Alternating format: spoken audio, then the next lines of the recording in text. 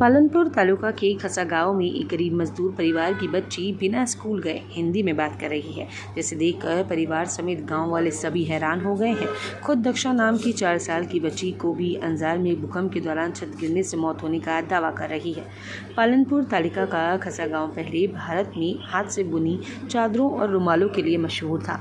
अब यह गाँव 4 साल की बच्ची के पुनर्जन्म की हिंदी कहानी की वजह से फिर से एक बार मशहूर हो गया है।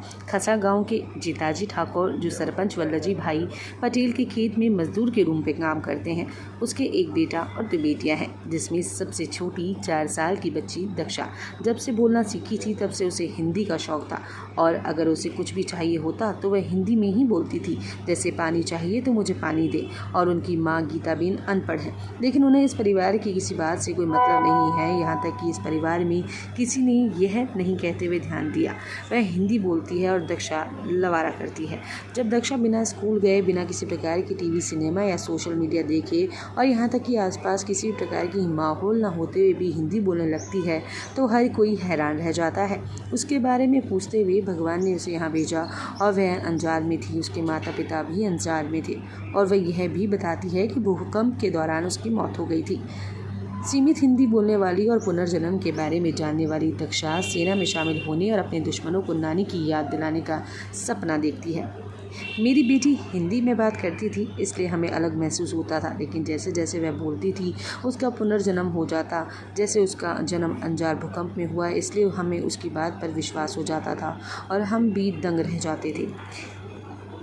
मेरी बेटी 3 साल की है जो हिंदी बोलती है, लेकिन मैं अनपढ़ हूँ इसलिए मुझे कुछ नहीं पता था।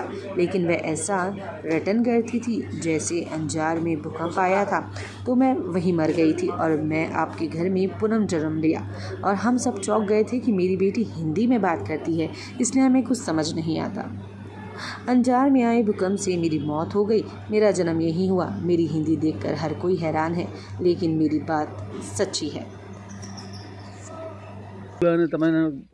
अलग अलग अरे बचपन से बोलती थोड़ी हिंदी, पर जब हिंदी बोली ना मम्मी ने खबर ना पड़ी कि मम्मी मारा बिस्तर कहाँ पड़ा है। मम्मी समझी ना એટલે શું ગોડું કૂટે એલા છોકરી બેર બેર રોવા મળી એટલે મેં ફોરાને પૂછ્યું કે કેમ બેટા રોવે તું, તો મમ્મી મારી બિસ્તર નહીં હાલતી એના કરતાં મારી મમ્મી दूसरी મમ્મી अच्छी હતી એટલે હું વિચારવા પડ્યો કે दूसरी મમ્મી ચો હે કે મેરી મમ્મી અંજારમાં હતી કે ગામની જેતમલજીની દીકરી છે બરાબર, પણ પૂરે હિન્દી બોલે છે કમ્પ્લીટ, ગુજરાતી બોલતી નહીં, હિન્દી જ। અને એ કોઈ પ્રશ્ન પૂછો હિન્દીમાં જ વાત કરે છે અને અમને નવાઈ લાગે છે કે મારો જન્મ અંજાર થયેલો છે, અંજારની તો મારા ઘર પડી ગયું હતું, ભૂકંપને મરી ગઈ હતી હું, અને એવો પ્રશ્ન જવાબ કરે છે એને મારે શું વિચાર કરવો, એને કરે શું તકલીફ છે, આ સાચું છે ખોટું, અને ભગવાનનું નામ લઈ જાય છે।